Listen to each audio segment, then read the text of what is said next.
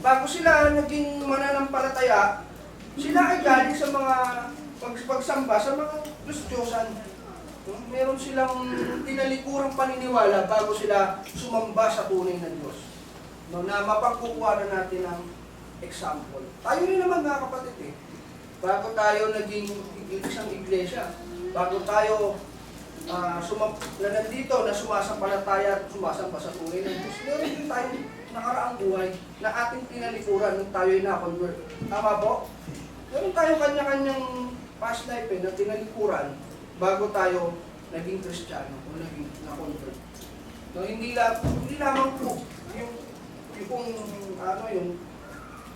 yung ginagawa or ating mapupuna sa Catholic Church na pagsamba sa mga Diyos-Diyosan na mga imahen, no?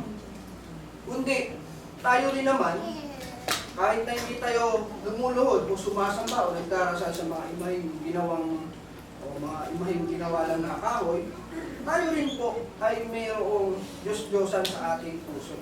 Kung tayo po ay umiibig sa isang bagay na hindi pa sa Diyos. Basahin ko lamang po yung nasa Colossians chapter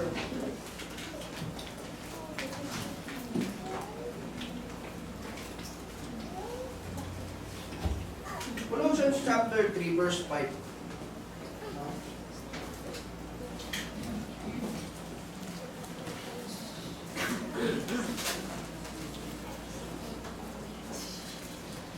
Ang sabi po sa kasulatan, patayin nga ninyo ang inyong mga sangkap ng katawang na nga sa ibabaw ng lupa.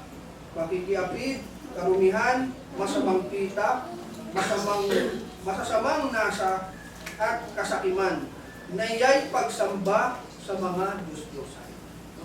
Kaya po hindi lamang po ang Catholic Church ang ating maaaring sawayin tungkol sa Diyos-Diyosan. Kundi kahit tayo rin naman na hindi sumasama sa imin, ngunit ginagawa ang masasamang ito, ang sabi ng Biblia, yan ay pagsamba sa Diyos.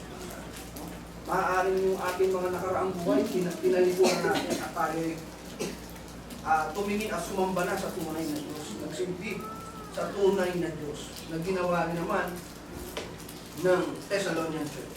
In a city with strong imperative and civic religious expectation, refusing idolatrous practices could look like social rebellion or discord. No? Nagmumukha silang rebellious, no? Sa kanilang society dahil tinalikuran na nila yung nakasanayang mga pagsamba sa Diyos-Diyosan. No? And Christians were even accused of political subversion or having another king. No? Dapat, ang gusto ng Roman Empire walang ibang hari, walang ibang Diyos na kanilang paglilingkuran o kanilang kikilalanin, hindi yung Cesar. No? Pero dito sila ay naging mananampalataya na sa ating Panginoon Jesus dahil sa pamamagitan ng pangangaral ni Apostol Pablo. And that kind of charge could bring real danger and division attention. So, commended for faith means they kept confessing Jesus as their Lord and King even when it creates friction, risk, and loss.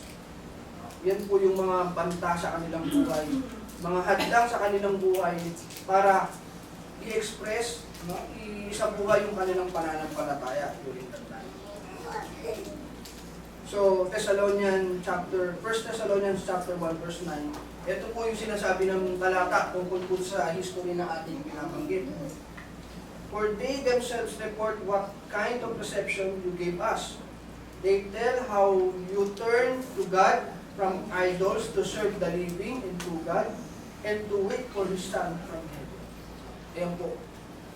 Na tinalikuran nila yung dati nilang buhay, yung dati nilang pinaniniwalaan. At sila ay sumamba sa tunay na Diyos. So how about their labor prompted by love? Love that costs energy, time, and safety. Sabi ko nga po, hindi lamang po ito feelings, nasasabihin nilang mahal kita kapatid, kundi meron itong kasamang paggawa o pagtulong sa kanilang mga kapatid. Di ba mababasa natin sa Biblia na pag may makikita kang kapatid mo na nagugutom, sasabihan mo lang, kumain ka. Walang damit yung iyong kapatid, magbihis ka, magdamit ka. Ngunit wala ka namang ibinigay, wala kang ginawa para sa kanya. Sabi ng Biblia, nasaan ang pag-ibig ng Diyos? Kaya sila, tinupuri ni Apostol Pablo sa bagay na ito. Ang Christian love in that setting was not sentimental only. It was practical support. No? Pinanatili nilang yung kanilang pagkakaisa kahit na sila ay pinapersecute, hinuhuli, no? Staying united even when pressure tried to split them, showing hospitality, they provide, they offer shelter despite risk. No? Tuloy-tuloy yung kanilang pagtulong sa kanilang mga kapwa kapatid, mga kapwa mananampalataya, kahit na yung gobyerno nila, no, yung Roman Empire ay pinahihirapan sila, hinuhuli sila. No? Sharing resources and caring for members who were being targeted or cut off. Yan po yung kanilang nararanasan.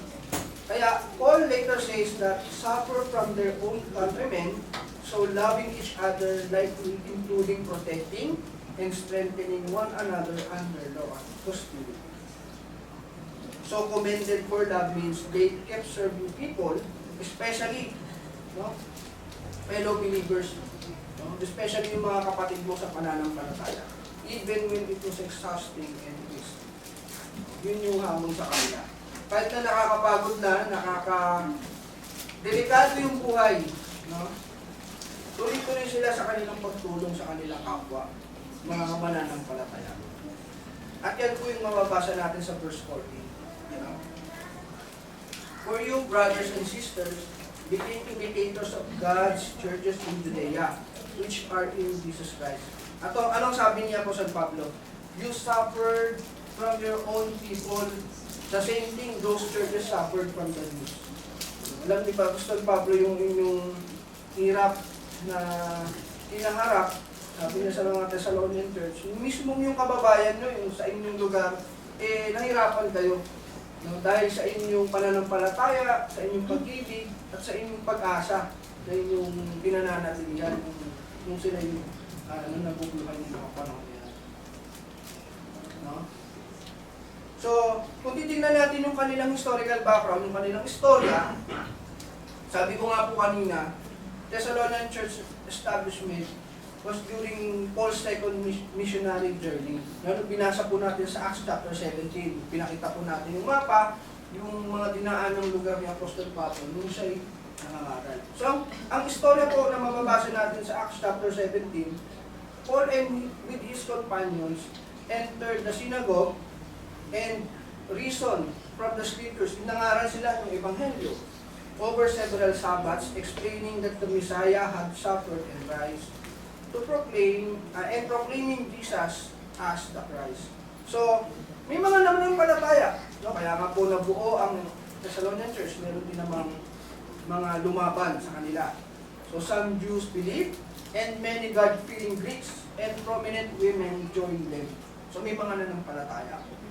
At ang nangyari, merong mob attack, no, na nangyari. So mob attack Jason's house. Si Jason po, siya po yung tumulong, yung nagbigay nga nagpatuloy sa kanyang tahanan, no? Pinatuloy niya si Apostol Pablo at yung mga kasamahan si Silas doon sa bahay niya, no, ni Jason. Kaya a mob attack Jason's house.